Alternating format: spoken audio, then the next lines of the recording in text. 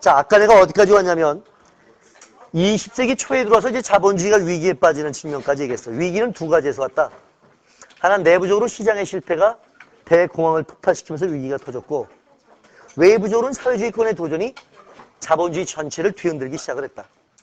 이런 상태에서 이제 자본주의를 구하기 위한 노력이 나타나게 되는데, 자본주의를 살려보자. 자본주의를 살리려면 1차적으로 뭐의 실패를 해결해야 돼? 시장의 실패를 해결해야 돼. 이 시장의 실패를 해결하는 방법, 이제 누가 시장에 개입할 수밖에 없게 되는 거야. 정부가 개입하지 않고선 이 문제를 해결할 방법이 없었던 거야.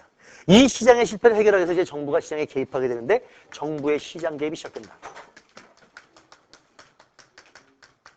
이렇게 정부가 시장에 개입해 정부가 시장에 개입하면서 이제 자본주의가 좀 변하기 시작하는 거죠.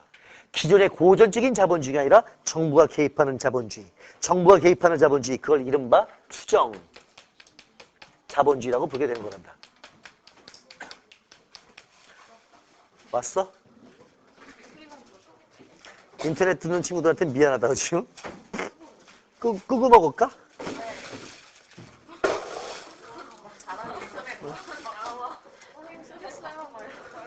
그냥 갑시다. 앞에다 그냥 뒤로 각자 돌리자 그러지 뭐.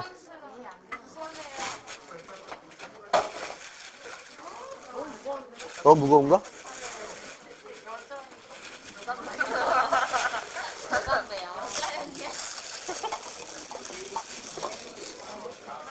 돌려봐. 빼서 뒤로 너희 걸 챙기지 말고 돌려.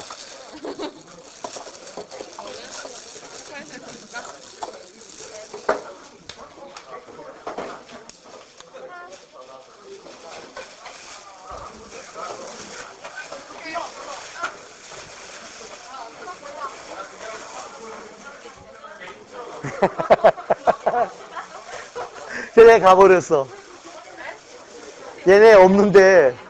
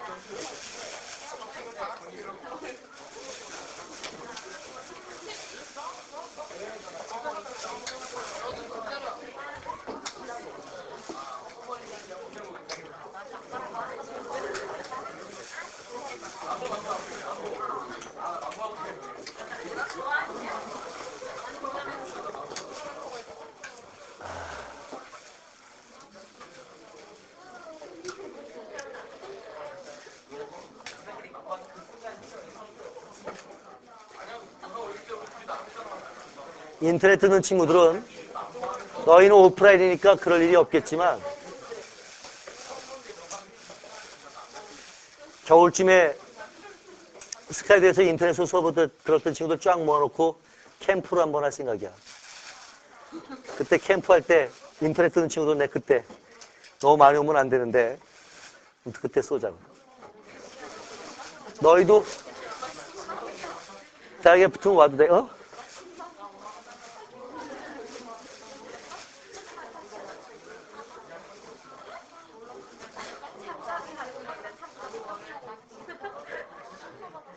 다 돌렸어? 이쪽에 없잖아. 뒤에 안 남았어? 남은 거 이쪽으로 앞으로 돌려줘.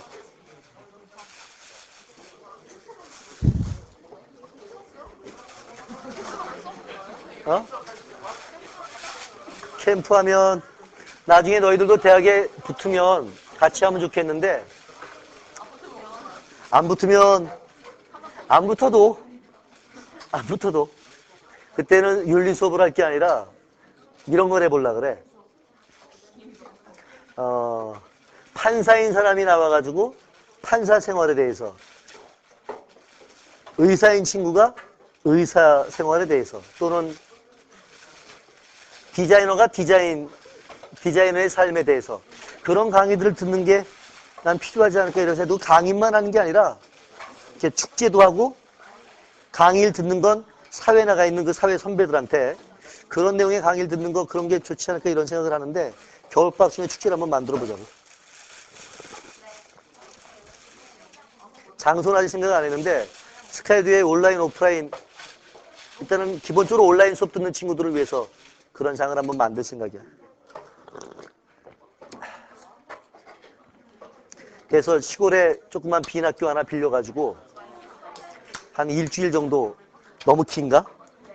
한 3박 4일 정도 진하게 놀고. 네가 위험한 거야? 너로 인해서 다른 사람도 위험한 거야. 가자고. 계속 가보자. 자, 정리해보자. 20세기 초반 자본주의가 위기에 빠지면서 자본주의를 구하는 처방의 첫 번째는 시장의 실패를 해결하는 것이었다. 이 시장의 실패를 해결하기 위해서 누가 개입한다? 정부가 시장에 개입한다. 정부가 개입하는 자본주의를 무슨 자본주의라고 부른다? 시정자본주의. 야, 그럼 머리를 정리해봐. 18세기 말 산업혁명 이후에 무슨 자본주의? 산업자본주의. 19세기 말 독점 형성 이후에 독점자본주의. 그리고 20세기 중반으로 접어들면서 무슨 자본주의로? 시정자본주의로. 자본주의가 변해가는 것도 눈에 보이나? 나중에 다시 한번 정리해 줄 텐데 일단 흐름 한번 먼저 공부하자고. 두 번째는 지금 사회주의하고 싸워야 돼. 근데 사회주의는 자본가의 국가를 내세웠어? 노동자 국가를 내세웠어? 노동자의 국가를 내세웠다고. 노동자의 국가야? 노동자의 국가를 내세웠어. 사회주의는 자유를 앞세웠나? 평등을 앞세웠나? 당연하지. 노동자들이 요구했던 게 뭐야? 평등이었었으니까 사회주의가 평등을 앞세운 건 당연한 일이었었을 것이야. 옛날 소련 깃발 기억나네? 구소련. 바탕이 무슨 색이야? 빨간색이죠. 그 다음에 오른쪽 귀퉁이에 뭐가 있지? 달이 있어? 웬 달? 낫이 있어. 이게 낫이야. 그리고 낫의 크로스로 망치가 있어. 낫이 뭘 상징할까? 노동자가 왜 낫 들고 다니냐? 낫이 농민, 망치는 노동자 농민이고 거기에 옆에 별이 있죠. 별이 있어. 그 별이 당의 상징이야. 공상당, 당의 상징이야. 그래서 사회주의 깃발의 공통점은 바탕이 적색. 적색이 그들은 평등을 상징하는 거였었던 거야. 그리고 또 하나가 별이죠. 별은 노동자의 정당, 노동자의 당을 말하는 건데 중국 깃발 본 적 있나? 중국 깃발 별이 몇 개 있어? 5개. 그래서 뭐라 그래? 오성, 빨간색이니까 홍기라 그러죠. 오성, 홍기라 그러는데 별 4개 가운데 왕별 있죠. 이 별 4개, 5개가 다 정당을 말하는 건데 노동자하고 연합한 정당들을 보여주는 건데 노동자당이 이제 왕별로 있죠. 이북 깃발 본 적 있어? 아래 위에 푸른 띠가 있고 바탕은 적색이죠. 가운데 왕별 있죠. 그죠? 그런 식으로 만들어져 있는데 어쨌거나 사회주의 국가는 노동자 국가를 표방했고 평등을 내세웠어. 그러니까 이 사회주의하고 맞서 싸우려면 누구를 찬밥 취급하면 안 돼? 노동자 찬밥 취급하면 안 돼. 노동자 찬밥 취급하면 노동자가 다 뭐 하자 그럴 수 있어. 우리나라도 사회주의 하자. 이러면 난리 나잖아. 더군다나 노동자에게도 뭐가 생겼나? 투표권이 생겼어요. 쪽수는 이거 왜 이러냐? 쪽수는 자본가가 많아, 노동자가 많아. 노동자가 많은데 노동자가 투표권이 다 있는데 사회주의 하자 이러면 난리 나잖아. 노동자의 세력도 이제 만만치 않게 커진 거야. 이 만만치 않게 커진 노동자를 찬밥 취급하면 안 돼. 그 대신 노동자한테 이걸 보여줄 필요가 있다고. 사회주의보다 어디가 훨씬 낫다? 자본주의가 훨씬 낫다. 자본주의가 훨씬 잘 산다. 이걸 보여줘야 돼. 이걸 보여주자니까 월급을 올려줘야 되고 노동자도 인간답게 살 수 있는 조건들을 만들어줘야 되는 거라. 무슨 제도가 필요해지는 거야? 사회보장제도, 복지제도가 필요해지는 거란다. 이 사회주의랑 경제하고 노동자 세력도 이제 커져가니까 그 노동자 세력에 맞서 대응하기 위해서는 노동자에게도 살만한 조건들을 만들어줘야 돼. 복지제도, 사회보장제도가 필요해지는 거지. 자, 이렇게 되니까 정부가 시장에 개입해야 되지? 복지제도 만들어야 되지? 정부의 역할은 커지냐 작아지냐? 정부 역할이 어떻게 돼? 커지게 되는 거라. 이렇게 정부 역할이 커지면서 이른바 무슨 정부로 간다 그래?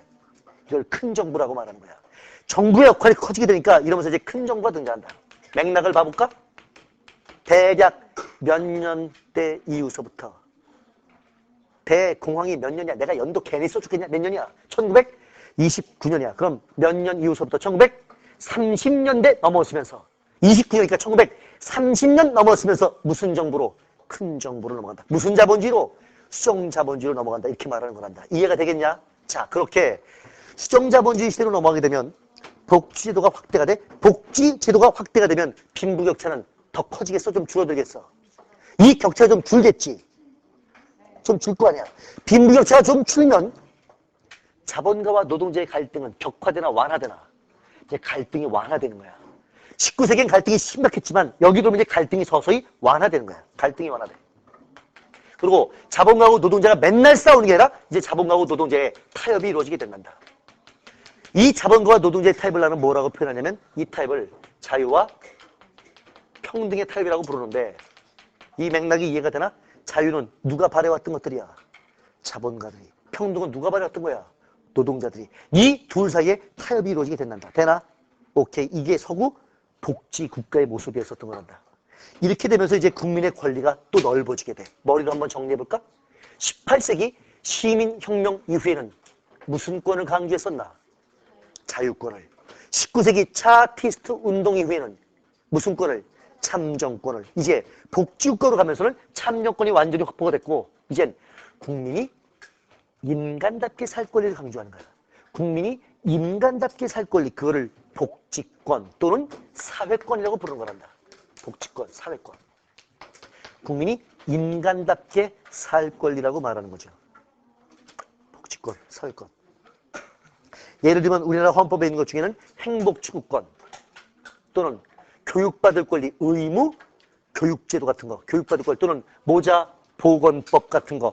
그러니까 아이를 갖다가 잘 키우고 잘 키울 권리 같은 거, 쾌적한 환경에서 살 권리 같은 거, 이런 환경권 같은 것들을 다 사회권이라고 말하는데 인간답게 살 권리 강조다 이렇게 말하게 되지. 되나? 이제 앞에 자유권하고는 좀 맥락이 달라지는 거야. 아까 자유권 기억해볼까? 자유권은 국가의 간섭으로부터 어떻게 하는 거야? 피했지. 그래서 뭐로부터의 자유라고? 국가로부터의 자유. 피하니까 소극적이야, 적극적이야? 소극적이었어. 이거는 국가한테 요구하는 거야. 나 교육받을 권리 국가가 책임져라. 이러고 요구하는 거야. 쾌적한 환경에서 살 권리 국가가 책임져라. 이러고 요구하는 거야. 나 직장 국가가 책임져라. 내가 만약에 직장 못 구하고 실업 상태에 있으면 나한테 뭐라도 줘라. 실업 수당이라도 줘라. 라고 국가에게 요구하는 거야. 국가에게 요구하니까 이 사회권을 요구한다? 적극적 자유라고 부르고 적극적 자유. 이거를 국가에 의해서 내 생활을 보장받겠다고 말하는 거냐? 국가에 의해서 내 생활을 보장받겠다. 이걸 국가에 의한, 국가에 의해서 국가에 의한 자유다. 이렇게 말하게 된단다. 되나? 되나? 오케이. 이게 20세기 이제 복지국가로 접어들 때의 모습이라고 말할 수 있을 것이야. 그 다음 이제 20세기 말 됐어. 20세기 말에 중요한 사건들이 벌어지는데 사건을 보면서 또 맥락을 짚어봐봐. 20세기 말의 첫 번째 사건은 1970년대 시작됐어. 야, 머리에다 또 무지하게 힘줘야 돼. 나 봐봐. 정부가 시장에 개입할 때 말이야.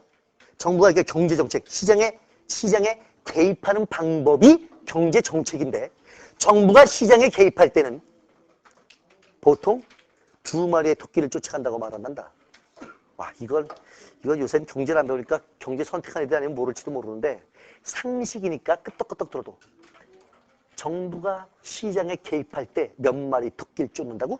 두 마리 토끼를 쫓아. 그 두 마리 토끼가 뭐냐면 두 마리 토끼가 물가와 실업률이란다. 물가와 실업이야. 다 이해할 수 있어. 아주 쉬운 상식이야. 근데 이 정도 상식이 있으면 신문을 볼 때 경제면이 눈에 보여. 이 정도 상식이 있어야 돼. 다시 두 마리 토끼가 뭐하고 뭐라고? 물가와 실업률이야. 물가를 잡다 보면 실업자가 많아져요. 실업자를 쥐다 보면 물가가 올라가요. 한 번에 안 잡히는 거야. 얘 잡으면 얘가 튀고 얘 잡으면 얘가 튀고. 왜 그런지 한번 잠깐만 짚어보자고. 여기다 써보자. 실업자가 많다. 실업자가 많으면 공황에 빠질 수 있죠. 소비가 안 되니까 물건이 남으니까. 내 말 이해가 됐어? 실업자가 많으면 도둑놈도 많아지겠지. 실업자가 많으면 사회가 불안해지겠지. 따라서 실업자가 너무 많으면 실업자를 줄여야 돼. 야, 실업자를 줄인다고 생각해봐. 실업자를 줄이려면 일자리가 어떻게 돼야 돼? 많아야 되겠지. 일자리가 많아져야 돼. 일자리가 많아지려면 투자가 확대돼야 돼? 축소돼야 돼? 확대돼야 공장이 많아지고 공장이 많아져야 일자리가 생기는 거 아니야? 투자가 확대가 되네. 투자가 확대가 되려면 시중에 돈이 많아야 돼, 적어야 돼? 그럼 시중에 돈이 적으면 투자할 여력이 없어. 시중에 돌고 도는 돈이 있어야 돼. 다시 한번. 시중에 돌고 도는 돈, 이걸 뭐라 그래? 통화라 그러는 거야. 이 시중에 도는 돈을 통화라고 부르는 거야. 통화가 많아야 돼. 근데 돈이 많으면 돈 가치는 높아지냐 떨어지냐? 돈 가치가 떨어지지. 돈 가치가 떨어지면 뭐가 올라가? 물가가 올라가는 거야. 옛날엔 100원에 사던 걸 이제 200원 줘야 되는 거야. 물가가 뛰는 거다. 통화량이 증가하자 물가가 상승되는 그런 문제가 발생한단다. 그러니 실업자를 잡다 보니 뭐가 뛰고 앉아있는 거야? 물가가 뛰고 앉아있는 거야. 이 말 이해가 됐어? 됐어? 그러면 물가를 안정시켜봐. 물가를 안정시키자고. 물가를 갖다 안정시키려면 시중에 돈이 많아야 돼, 적어야 돼? 돈이 적어야 돼. 시중에 돈이 너무 많으면 돈 가치가 떨어지니까 돈이 적어야 돼. 돈이 적게 하기 위해서는 정부가 돈을 빨아 땡기기 시작한 거야. 이 시중에 돈을 정부가 땡기기 시작해. 돈을 땡긴 걸 뭐 한다 그래? 돈을 땡긴 걸 긴축이라 그러는 거야. 이 돈을 땡길 때 긴축한다 그러는 거야. 정부가 돈을 땡겨, 긴축해. 긴축하면 돈이 줄었지. 근데 돈이 줄면 투자가 활발해질까? 위축될까? 위축된다고. 시중에 돈이 적으니까 투자가 위축되는 거야. 투자가 줄어드는 거야. 투자가 줄어들면 일자리는 많아지냐 적어지냐? 적어져. 일자리가 적어지니 뭐가 늘어나? 실업자가 늘어나는 거라. 뭘 안정시키다 보니, 물가를 안정시키다 보니 누가 뛰고? 실업자가 뛰고. 실업자를 쥐다 보니 뭐가 올라가? 물가가 올라가. 얘를 잡으면 얘가 뛰고, 얘를 잡으면 얘가 뛰고. 이해가 되나? 그래서 정부는 어떻게 하냐면 실업자가 많을 때는 돈을 푸는 거야. 투자가 많아져야 되니까. 돈을 풀다가 물가가 막 올라가네? 돈을 또 어떻게 해? 땡겨. 풀었다 땡겼다. 정부가 이렇게 하는 거란다. 이 돈을 풀었다 땡겼다가 기본적으로 시장에 개입하는 방법인데 됐어? 계속 균형을 잡아가는 거야. 실업자하고 물가에서의 균형을 왔다 갔다 균형을 잡아가는 건데 균형을 잡는데 1970년대 골 때리는 사태가 벌어지는 거야. 물가도 뛰고 실업자도 많아지는 거야. 두 마리 토끼를 다 놓치는 거야. 물가도 뛰고 실업자도 뛰네? 야, 조금만 더 유식해줘봐.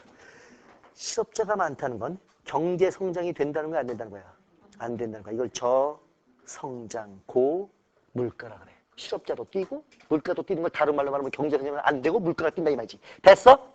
저성장 고물가 이걸 유식한 말로 스태그플레이션이라고 부르는데 이제 누가 실패하는 거야? 정부가 실패하는 거야. 몇 년대 이후서부터? 1970년대 이후서부터 정부가 실패하잖아. 더군다나 정부가 거대해지면서 비능률, 부패에 빠지기 시작하는 문제도 같이 발생해. 정부의 부작용, 우린 걸 정부의 실패라고 부르지.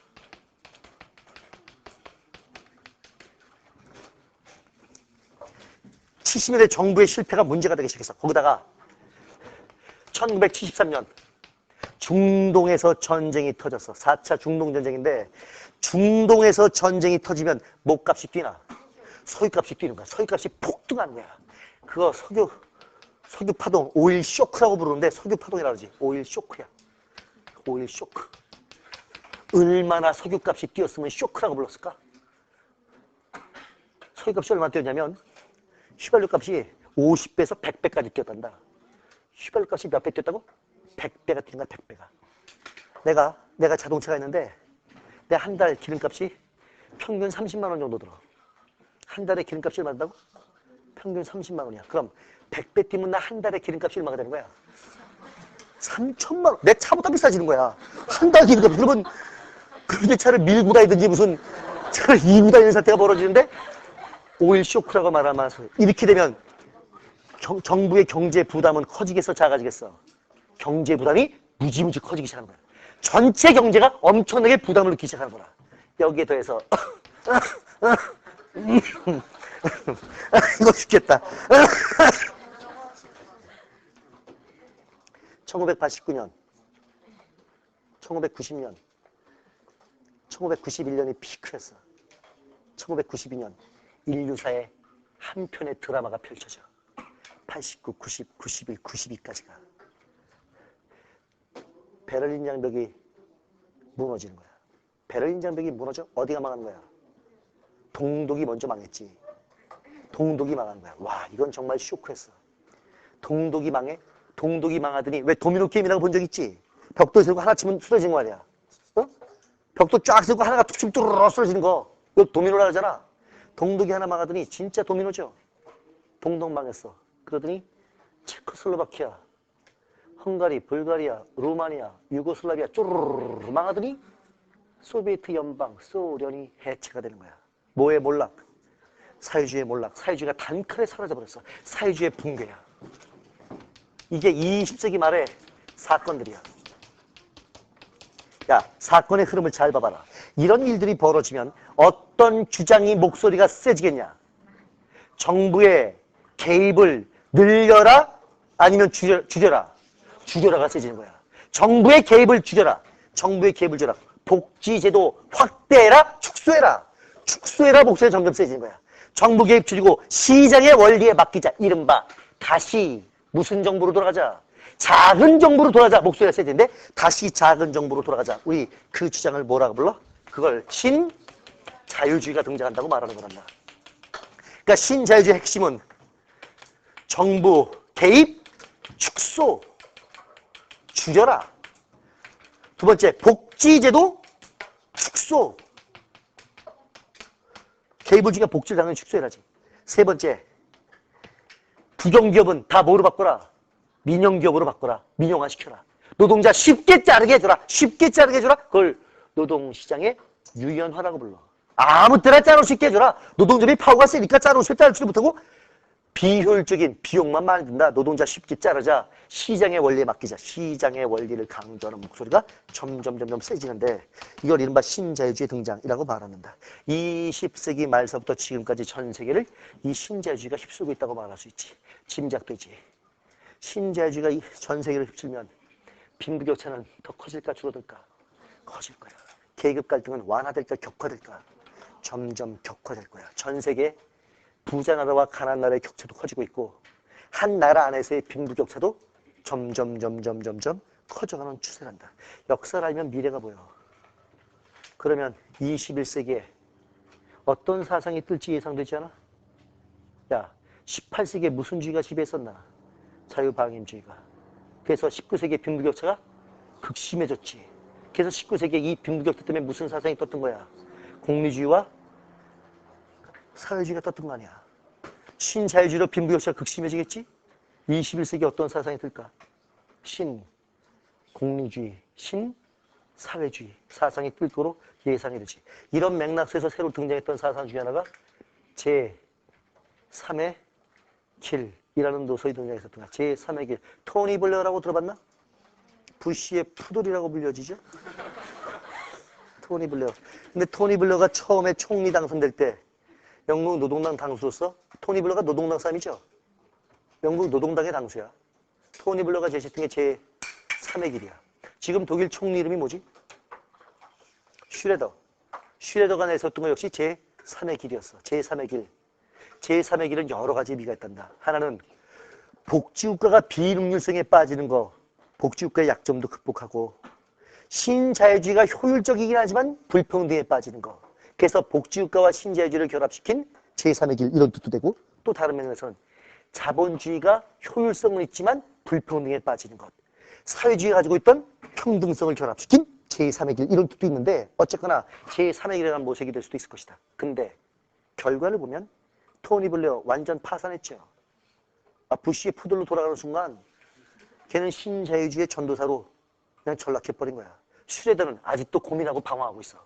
독일의 슈레더는 계속 고민하고 방황하는데 적어도 토니 블레어만큼 강아지로 굴러가지는 않고 버티고 있는 중이라고 말할 수 있을 텐데 결론. 21세기의 전 인류에 필요한 사상. 아직 어느 나라도 체계적으로 제시하지 못하고 있는 셈이고 누구도 체계적으로 제시하지 못하는 셈이야. 난 대학 들어서 내가 공부를 좀 많이 해보면 좋겠다 싶어. 그래서 21세기의 전 인류에게 필요한 대안, 전 인류에게 줘야 되는 사상에 대해서도 모색해보면 좋겠고 우리는 맨날 남의 나라 사상 배우다가 뺏겨먹기만 했었잖아. 여기서 새로운 사상이 전 세계의 새로운 지표를 제시해 줄 수 있으면 아주 멋질 거라는 생각이 들어. 또 다른 편에서는 그러니까 제3의 길 이외에 예를 들면 생태주의, 웰빙이라 그러나? 이제는 효율성 중심으로 가는 것이 아니라 느림, 삶에서의 자족감, 관계 속에서의 행복감을 중시 여기는 그런 식의 사상도 대안 중에 하나로 모색되고 있는 것인데 어쨌거나 이 불평등의 문제를 해결하는 게 심각한 문제가 된다. 여기서 다음 시간에 내가 정리해 주려고 하는 게 뭐냐면 오늘날 자본주의는 이제 자본주의가 바람직한 방향으로 나가기 위해서 몇 가지 측면을 조화시키는 노력을 해야만 된다. 오늘날의 정부는 적어도 두 가지를 조화시키는 노력을 해야 된다. 하나가 정부의 실패를 해결해야 되니까 형평성 먼저 쓰는 것보다 효율성을 먼저 쓰는 게 낫겠지? 이 정부의 실패를 해결하기 위해서는 효율성을 높이는 노력을 해야 되는데 효율성만 강조하다 보면 뭐가 깨지기 쉽다고? 형평성, 평등성이 깨지기 쉽다. 따라서 정부의 실패를 해결하기 위한 효율성의 노력도 해야 되지만 동시에 평등성, 형평성을 위한 노력도 함께 해야 된다. 이 두 가지를 조화시키는 게 오늘날 정부의 숙제요, 오늘날 자본주의 숙제라고 말할 수 있겠다. 되나? 다음 시간에 내가 이걸 부연 설명하면서 오늘 배운 걸 체계적으로 정리 다시 할 생각이야. 오케이? 오늘 여기까지만 하자. 다음 주 월요일 날도 6시 반에 만나는 거야. 되나? 여기서. 안 하기로 했어. 여기서 다 하기로 했어.